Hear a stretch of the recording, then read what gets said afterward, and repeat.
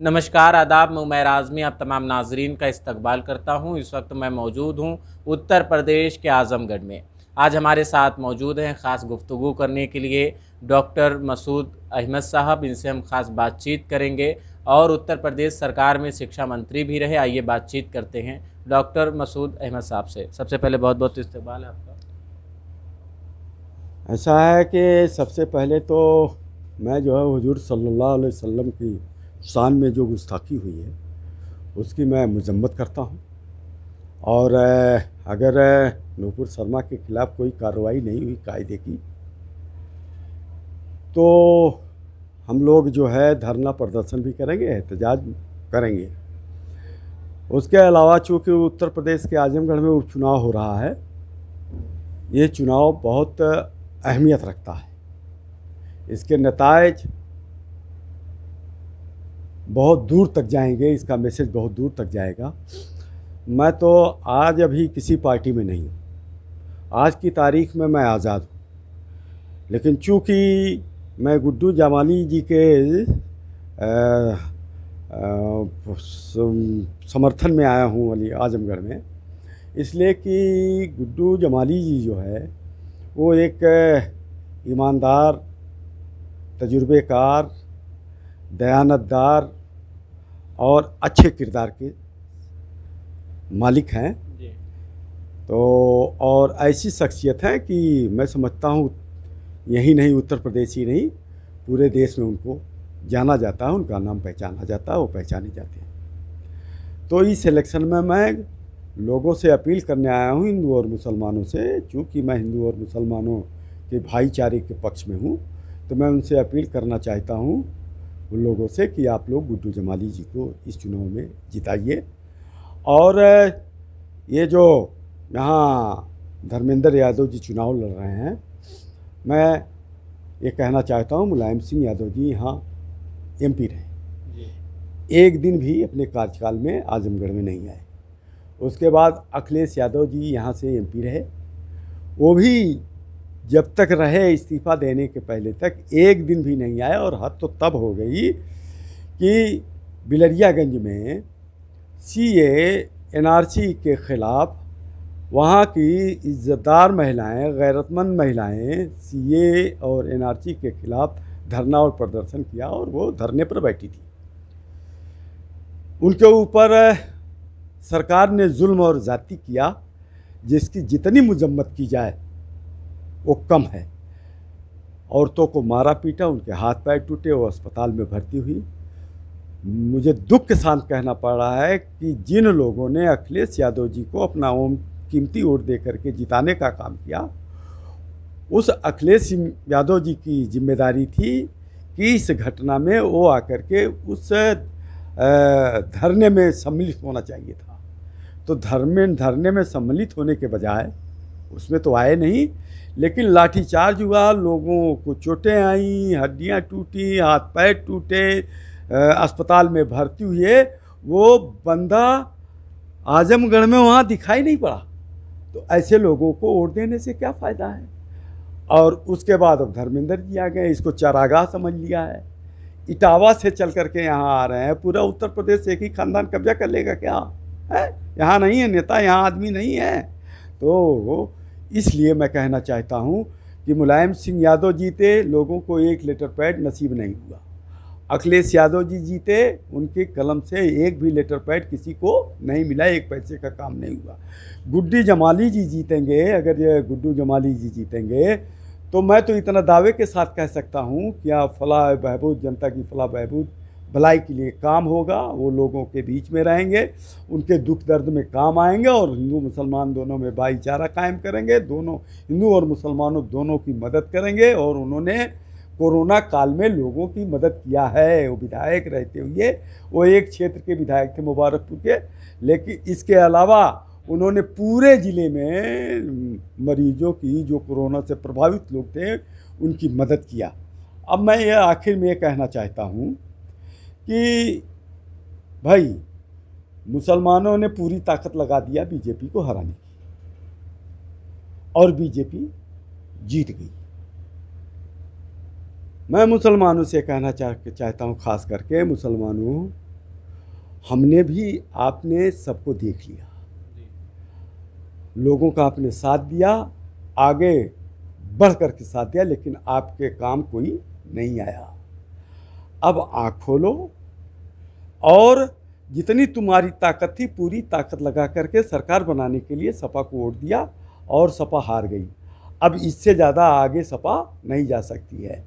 अब मैं मुसलमानों से अपील करूँगा कि याद रखो, जब तक तुम समाजवादी पार्टी को वोट देते रहोगे तब तक भारतीय जनता पार्टी जीतती रहेगी। तुम जब भारतीय जनता पार्टी को हराने के लिए वोट दे रहे थे ना, जब तक तुम भारतीय जनता पार्टी को हराने के लिए वोट देते रहोगे सपा को, तब तक नहीं, जब तक समाजवादी पार्टी को आप वोट देते रहोगे भारतीय जनता पार्टी को हराने के लिए, कान खोल करके सुन लो, भारतीय जनता पार्टी जीतती रहेगी। उसको ये लोग नहीं हरा पाएंगे।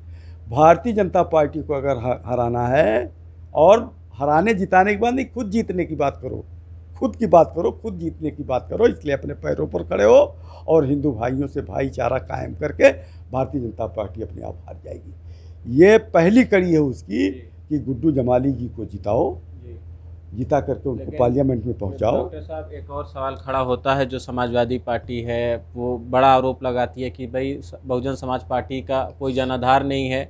असेंबली इंतखाब में उनकी 1 सीटें निकली, तो ये उपचुनाव को लेकर के भी ये कयास लगाए जा रहे हैं। बहुजन समाज पार्टी के साथ जनता जुड़ी ही नहीं है, जब बहुजन समाज पार्टी का कोई अस्तित्व ही यहाँ नहीं है। यहाँ लड़ाई सिर्फ भाजपा वर्सेस समाजवादी पार्टी से है।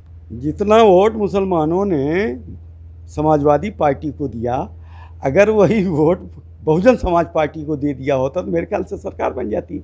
मैं बहुजन समाज पार्टी किसी पार्टी का हामी नहीं हूँ, लेकिन आपकी बात का जवाब दे रहा हूँ, समझ नहीं आप। अगर समाजवादी पार्टी के लोग कहते हैं बहुजन समाज पार्टी का कोई जनाधार नहीं है, तो मैं ये कहना चाहता हूँ कि पूरे हिंदुस्तान में एक ही वोट बैंक है, एक ही वोटर है दलित, जो ट्रांसफरेबल है। समाजवादी पार्टी का जो बेस वोट है वो तो वोट ही नहीं देता समाजवादी पार्टी को। इस चुनाव में मुसलमान भारतीय जनता पार्टी को हराने के लिए, सरकार बनाने के लिए समाजवादी पार्टी को दिया, अखिलेश को मुख्यमंत्री बनाने के लिए दिया। लेकिन जो यादव लैंड है, एटा, इटावा, मैनपुरी, फर्रुखाबाद, कन्नौज और हाथरस, अलीगढ़, यहाँ के यादव तो बीजेपी में चले गए। यहाँ का 60% यादव भारतीय जनता पार्टी को वोट दिया। तो मुसलमान ठीका लिया क्या भारतीय जनता पार्टी को हराने के लिए? अब मुसलमानों ने तय कर लिया है, अब हम किसी को हराने जिताने के लिए वोट नहीं देंगे। और ये भी तय है कि मुसलमान जब तक अपने पैरों पर नहीं खड़ा होगा तब तक भारतीय जनता पार्टी हारने वाली नहीं है। हमें कोई सरोकार नहीं किसी से, इसलिए कि आज भारतीय जनता पार्टी जो जुल्म कर रही है, बुलडोजर हमारे ऊपर चल रहा है, मुकदमे हमारे ऊपर कायम हो रहे हैं, अब हमारा कोई यार और मददगार दिखाई नहीं पड़ रहा। हम अकेले हैं, अलग थलग हैं। मैं इसलिए कहना चाहता हूँ कि मुसलमानों, शुरू करो यहाँ से। गुड्डू जमाली अपना है, बेहतरीन आदमी है, ईमानदार है, आप लोगों की पहले मदद कर रहा था, और उसको जिता करके उसका हौसला बढ़ाओ। मैं समझता हूँ कि वो आगे और उस जब हौसला बढ़ जाएगा तो और मदद करने का काम करेगा। आखिरी सवाल डॉक्टर साहब आपसे हमारा ये है, जो उत्तर प्रदेश में लगातार योगी सरकार बुलडोज़र चला रही है, लोगों पर कार्रवाई कर रही है, कानपुर हिंसा हुई, तो ये कानपुर हिंसा और बुलडोज़र नीति को लेकर भी लोग उपचुनाव से जोड़ रहे हैं। क्या लगता है, इसका बीजेपी को फ़ायदा मिलेगा? ऐसा है कि योगी जी जो है, हमें तो इनसे थी इंसाफ की उम्मीद, लेकिन ये एक तरफा कार्रवाई कर रहे हैं, संविधान को ताक पे रख दिया है, खुद ही कानून बन बैठे हैं, खुद ही जजमेंट भी देख रहे हैं, मतलब खुद ही FIR कर रहे हैं, खुद ही गवाह हैं, खुद ही जज हैं, खुद ही फैसला कर रहे हैं। और मैं समझता हूँ कि ये इस देश की जनता पसंद नहीं कर रही है। उत्तर प्रदेश के मुख्यमंत्री होने के नाते योगी जी 25 करोड़ लोगों के मुख्यमंत्री हैं, उनकी जिम्मेदारी है सबको इंसाफ दें, सबके दुख दर्द को दूर करें। लेकिन योगी जी अपनी जिम्मेदारियों का निर्वहन नहीं कर रहे हैं। मैं समझता हूँ तारीख उनको माफ़ नहीं करेगी। जब तारीख लिखी जाएगी ना तो ये सब बयान होगा। इसलिए मैं योगी जी से कहना चाहता हूँ कि आप इंसाफ का साथ दो, संविधान का साथ दो, कानून का साथ दो। और बुलडोजर जो चल रहा है तो इसका मतलब यह है कि इस देश में कोर्ट का, जज का कोई मतलब नहीं रह गया है, कानून का कोई मतलब नहीं रह गया।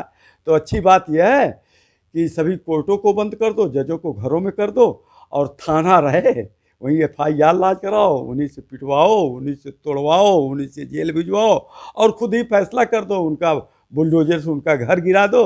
मैं समझता हूँ कि ये अनर्थ है, कानून के साथ बेईमानी, विश्वासघात है, और योगी जी का इस मामले में कोई समर्थन नहीं कर रहा है।